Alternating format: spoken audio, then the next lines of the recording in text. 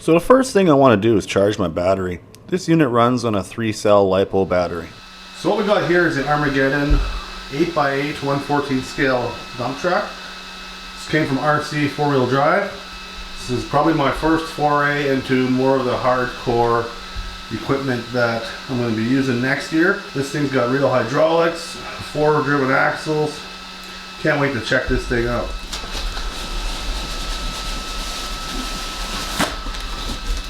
Let's have a look and see what we got.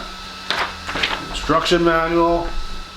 So this is the coolest part about this, the first line. This is an amazing piece of equipment and not meant for children. That's how adults like me can justify paying money like this for a toy like this. Well, let's see what we got. First thing we got is a bottle for our hydraulic fluid. Here's the remote it comes with.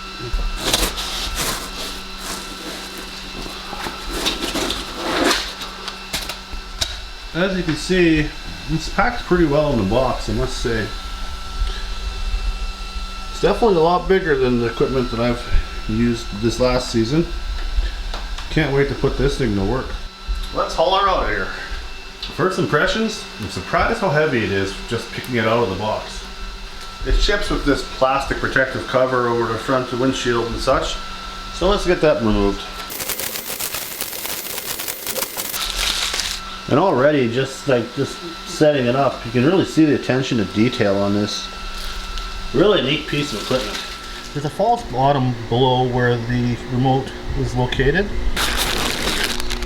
And that's where your grill is located. So when you open up the extra package of supplied parts, you've got a little bit of installation to still do. This is like the front bar for right below your windshield. These 2 horns go on the roof. These 4 headlights go on the roof. We got the windshield wipers. Got some random pieces of chrome to go on the steps. Bolts for installing the front grille. And I got a thumb drive and a USB cord. What they're for, I'm not sure, but they're there. So that's what's in the packaging. So we can install the horns on the roof. Next we'll install the 4 lights on the roof, like so. Now let's start working on the front of the vehicle. So next thing we're going to do is we're going to install the front grille. This product doesn't ship with tools, so you will need to get yourself an Allen key to mount this. Next thing we'll do is we'll install the windshield wipers. I do plan on gluing these all on later, but for the purpose of this video, I'm just going to stick them on there for now. Next we'll install the front grab handle here. We'll install the front emblem. So next we're going to install the front step plates. These are specific to each side, so you just got to make sure you get the right shape on each side, because it's thinner on one side and thicker on the other. Now we'll install the top step. Once again, they are specific to each side.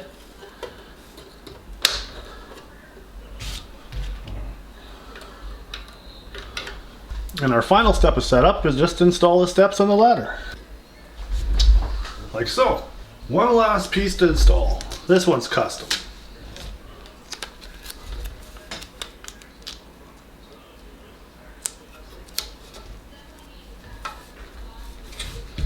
Voila! So here's a hydraulic tank. It ships with a little balloon zip tied over the top of the vent. I guess that's so nothing gets spilled out during transport. I think I still have to top it up anyway, but pretty neat to know. So I'll get this removed. Battery tucked in there. So let's try to get some hydraulic oil in this truck now.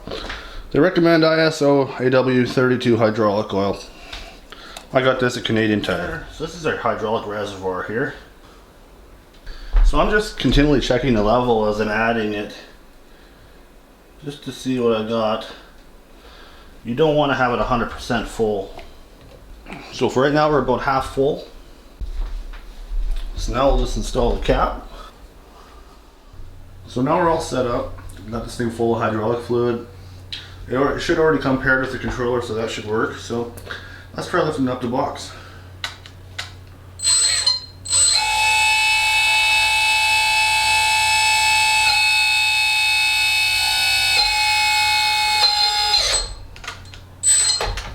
You never want to leave it fully extended for any period of time, so soon as I went to the max, I brought it back down a bit. Let's have a look at this thing while we have a chance.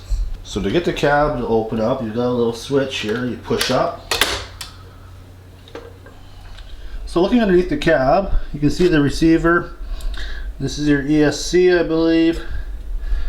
You can see all the various channels coming off the receiver going to different parts. Here's the motor. This servo is good for 17 kilograms of force. On the back side here, you can see that's the hydraulic reservoir where you fill it and your vent. Just overall, it's a really beautifully made piece of equipment. This is your latch to hold the cab down. Just lift it up like so to release the cab. Alright, now let's close this up and we'll have a look at the bottom. Gotta keep an eye out for these fenders here. They tuck in. Don't try to force them. Like so. We'll lower the box.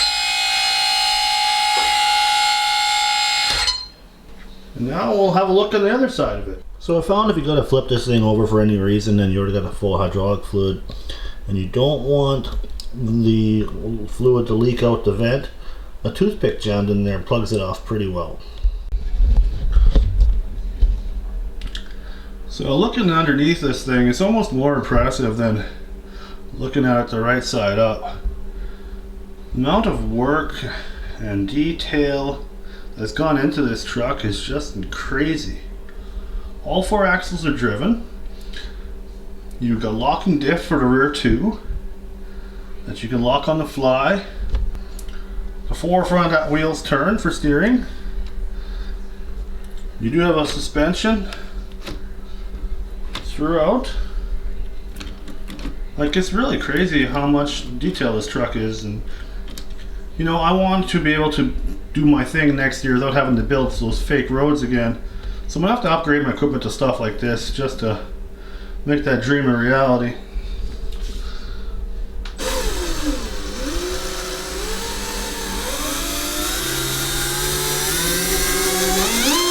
So that's first gear.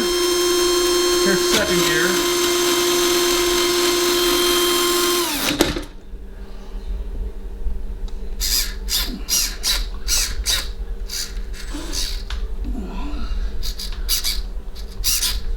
If you look right down in there, that's pulling the cable to lock my rear differentials together. And like I said, it can be done on the fly right from the controller. Very impressive. Here's the underside of my hydraulic tank. You can follow the hose back. Runs over to here. This is my hydraulic pump. And then that supplies the bottom of the hydraulic ram right here. Just an absolutely amazing piece of equipment. I haven't had a chance to put it to real use yet, but I'm definitely looking forward to doing so. It's not exactly easy to see in there, but it looks to seem to have a fairly detailed cab. Very realistic looking. So remember when I was having trouble getting clearance during episode 1? Shouldn't be a problem with this truck.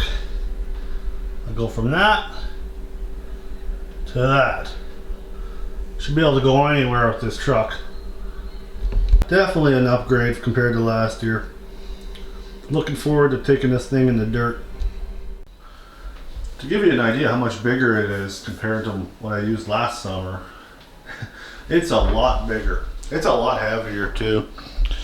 It's so big that you can almost fit you can literally fit the dump truck in the back. Let's see if we can get an accurate turning radius out of this.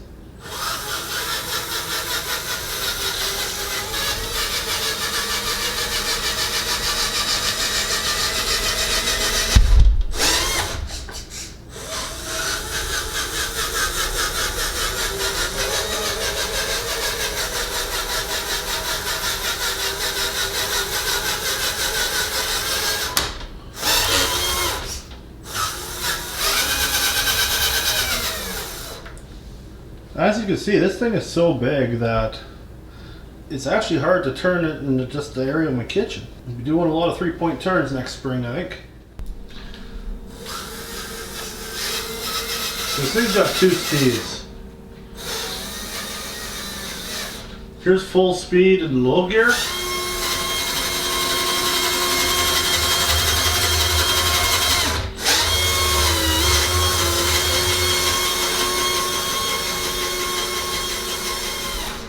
And here's full speed with high gear.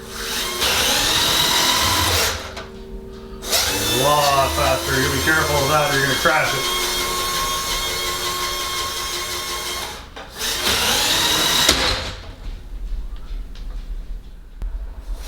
My only other gripe with this toy is that this front grille clearly looks like it was designed to fit flush against the top of the cab, and the screw holes or the bolt holes don't line up. That's so, and as a result you get this ugly gap here. One small detail that could have definitely been fixed. So that concludes my review of the 8x8 Armageddon hauler. So pumped to get this thing working in the garden next year. If you have any questions, suggestions, anything, please let me know in the comments. If you haven't done so yet, please subscribe, hit the like button, hit the notification button, and as usual, as always, thanks for watching.